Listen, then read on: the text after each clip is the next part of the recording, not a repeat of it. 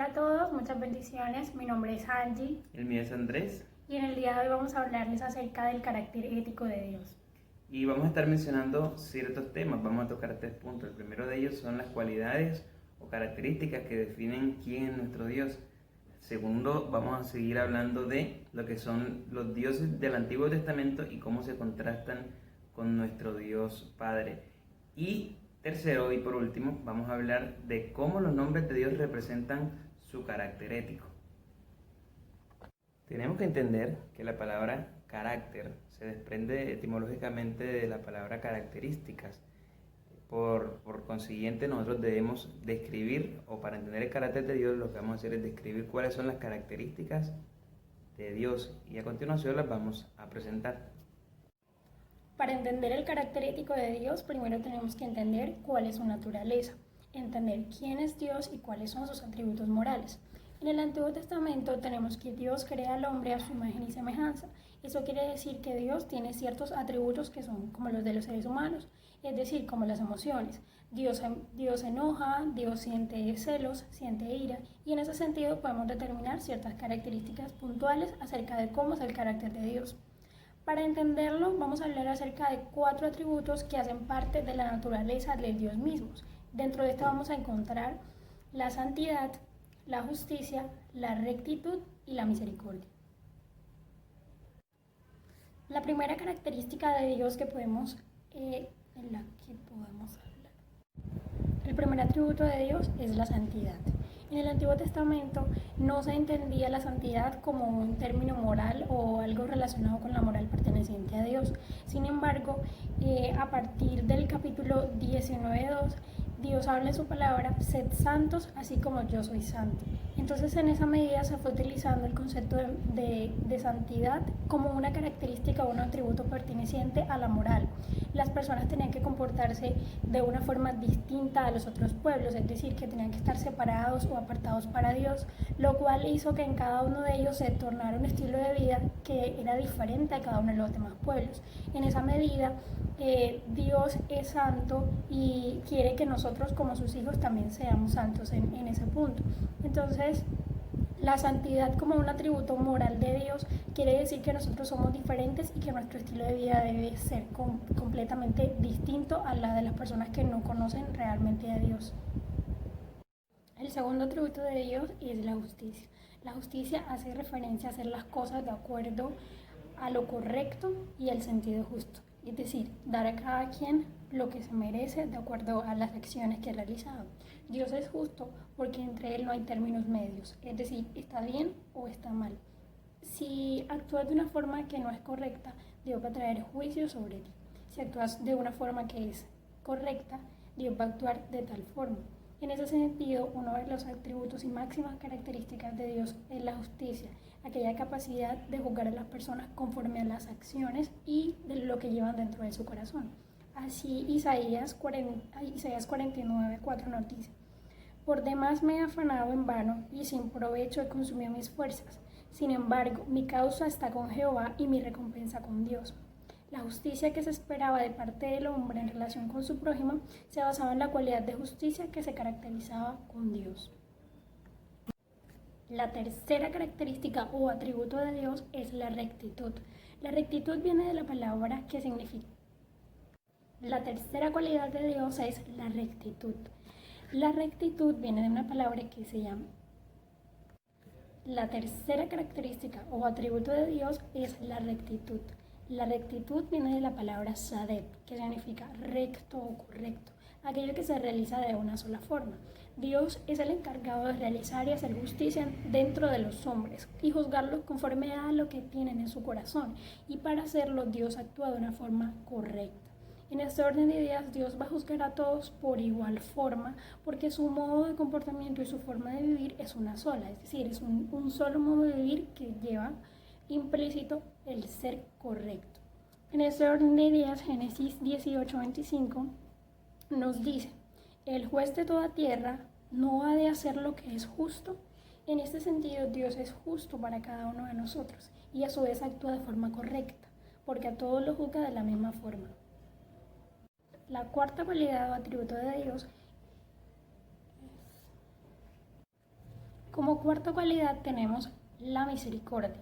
La misericordia hace referencia a lo bueno, a lo agradable, a la bondad de Dios. Es decir, que Dios no solamente es un Dios justo, correcto y santo, sino que a su vez es un Dios misericordioso para cada uno de nosotros. Vemos su máxima expresión de misericordia en el regalo que nos otorgó de la salvación, aun sabiendo que cada uno de nosotros éramos pecadores. Entonces el sentido moral de Dios no solamente se basa en ser recto y justo, sino que también es bondadoso para cada uno de nosotros, y su corazón está lleno de un notable e inmenso amor. La última característica o atributo de Dios es el amor. Vemos que el amor es la base fundamental de lo que conocemos como la ética ministerial o la ética cristiana. Dios, a través de lo que podemos encontrar en la Biblia, ha llamado o nos ha llamado a cada uno de nosotros y nos ha demostrado su amor. Así vemos en Oseas 11:4 que dice lo siguiente: con cuerdas humanas los atraje con vínculos de amor. Fui para ellos como los que ponen un bebé contra sus mejillas y me inclinan hacia ellos para alimentarlos. En este sentido, la lección que le estaba dando Dios a través del profeta Oseas a Israel era que su amor era tan grande y tan inalcanzable que aún a pesar de todas las dificultades por las que habían acontecido y todos los pecados que habían cometido, aún así Él los amaba y quería que regresaran a su regazo. La principal característica de Dios siempre va a ser su amor inagotable e inalcanzable.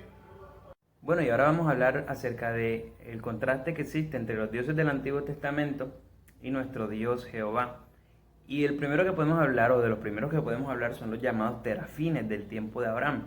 Y en ese entonces el pueblo de Israel no negaba, o el pueblo de Dios no negaba que existían otros dioses, pero sí negaba rotundamente el poder que estos tenían. Se decía también que Abraham era una persona politeísta, sin embargo de eso no se tiene mucha referencia. Lo que sí se puede asegurar es que venía de Ur, tierra de paganos, y que partió hacia Harán, donde fue que lo llamó Dios y lo invitó a que saliera de su parentela. Entonces, ¿qué podemos entender ahí? Que en ese entonces existían distintos dioses, pero ninguno de ellos tenía poder o le daba un reconocimiento de autoridad. Otro ejemplo de este lo podemos ver en Jueces, en capítulo 17, versículo 5. Y podemos ver que Mical y David también tenían uno en 1 Samuel capítulo 19, versículo 13. Y cada uno tenía sus distintas características, y para poder convocar o invocarlos a ellos, pues tenían sus ritos en los cuales mezclaban cosas físicas, piel de camello y todo ese tipo de cosas para poder pues llegar a ellos. En los tiempos de Moisés se puede notar que era una época mística, porque en las escrituras dicen que a Moisés le tocó batallar con hechiceros y magos y todas esas cosas. Sin embargo, todos ellos dependían del dios Hapi, al cual le llamaban el dios del río Nilo, porque de ahí era donde sacaban todas sus provisiones y todo ese tipo de cosas. Sin embargo, con el tiempo se dieron cuenta que el río presentaba inundaciones, y a ese dios pues le llamaron el dios Osiris, el dios de las inundaciones, y cuando este se inundaba decían que Osiris estaba molesto. También se dice que el cocodrilo, cuando Moisés lo tiraron al agua, al río Nilo, también representa a uno de sus dioses. También nos encontramos con Moloch, el dios de los amonitas, el cual para poder adorarle se le tenían que hacer sacrificios humanos y entregas de carne y todo ese tipo de cosas. Se dice también que Manasés fue influenciado por los amonitas en ese entonces y hacía sacrificios también de ese tipo para el pueblo de Israel.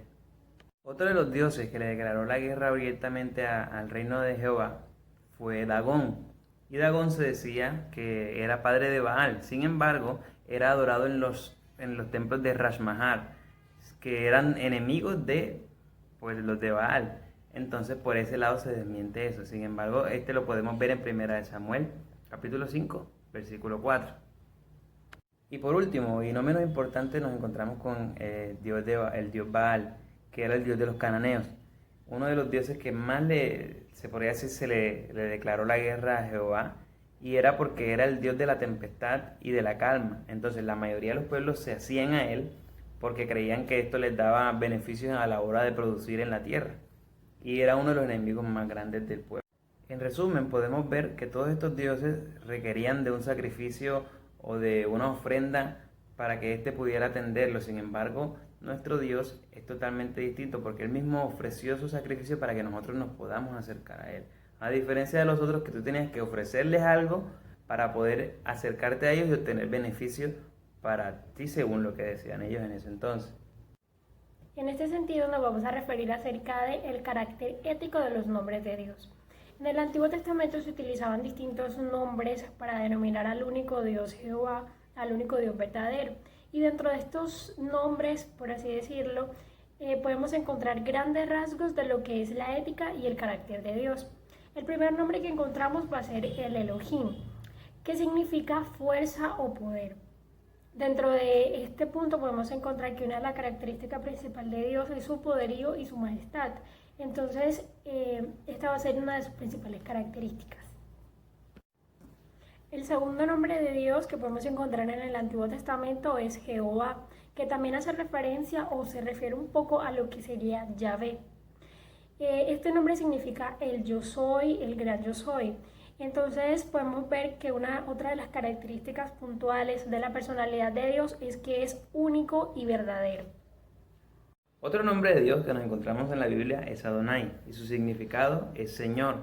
Y así llamaban los esclavos a sus dueños o a sus amos, dándoles a entender que les rendían su devoción y disciplina a cambio de que ellos les protegieran, les dieran alimento y provisión. De la misma manera, nosotros les rendimos obediencia y pleitesía a Dios y lo llamamos Adonai o Señor de nosotros, entendiendo que Él a nosotros también nos protege, nos alimenta y nos da nuestros refugios. Y por último nos encontramos con Shaddai o el Shaddai, que significa el Todopoderoso, lo cual hace énfasis en la fuerza, en la gran fuerza de Dios y que todo ese poder alcanza para suplir las necesidades del ser humano.